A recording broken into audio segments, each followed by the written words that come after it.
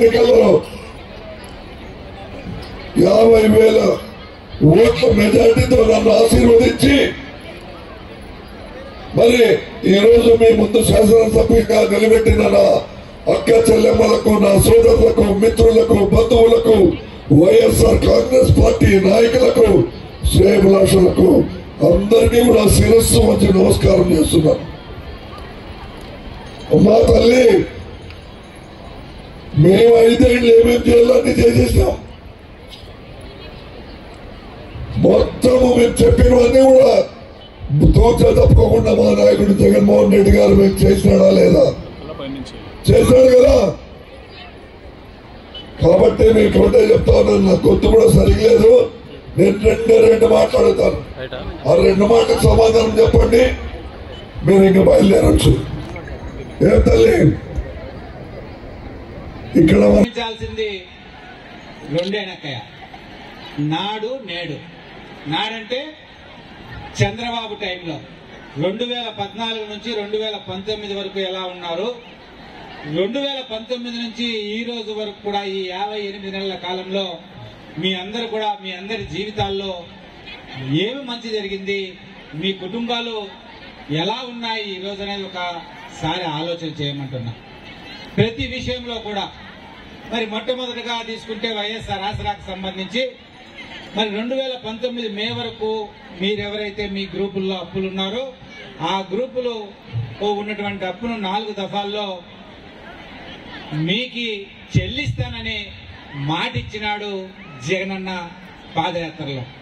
మరి ఆ మాట నెరవేర్చినాడా లేదాకయ్య? గట్టిగా నెరవేర్చినాడు. మరి 2014లో చంద్రబాబు నాయుడు ఇట్లా 2 ఏళ్ళు ఊపుకుంటూ వచ్చినాడు కదక్కయ్య.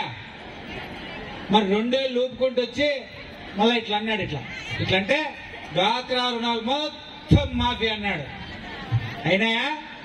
కాల. బ్యాంకుల్లో ఉన్న బంగారం మీ ఇంటికి రావాలంటే బాబు కోటేలా అన్నాడు.